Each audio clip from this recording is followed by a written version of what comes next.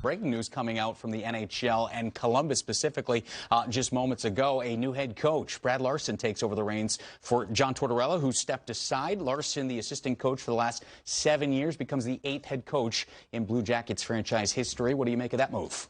Normally, I would say I was surprised, but as we were chatting off camera, I'd heard about this morning, so I'm not necessarily surprised, but I think it's great news, obviously, for Brad Larsen and the Columbus Blue Jackets. They're going to go with somebody that already really has a great feel for all the young players they have in the organization. I think that's going to benefit them quite a bit. Brad had an illustrious career, was just kind of known as that character guy. He's continued that on in his assistant duties, and now he's going to get a chance to sit in the big chair.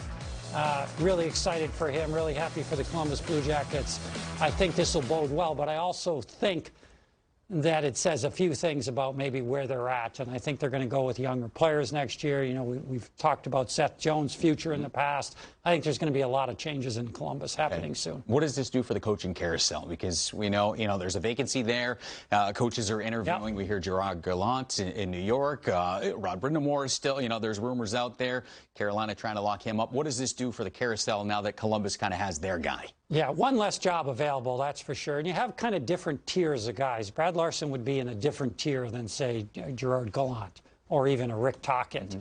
So clubs are going to do their due diligence and take a look at where their roster is at and make decisions accordingly based on that. I'm sure that's what Jarmo Kekalainen did here.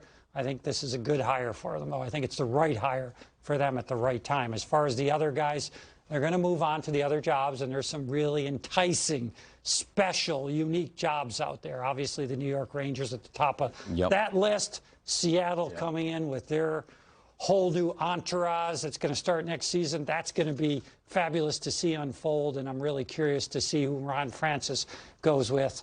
A lot of people don't know, but one of the things that I know Ron wanted to do way back when in Carolina was hire a guy like Rod Brind'Amour.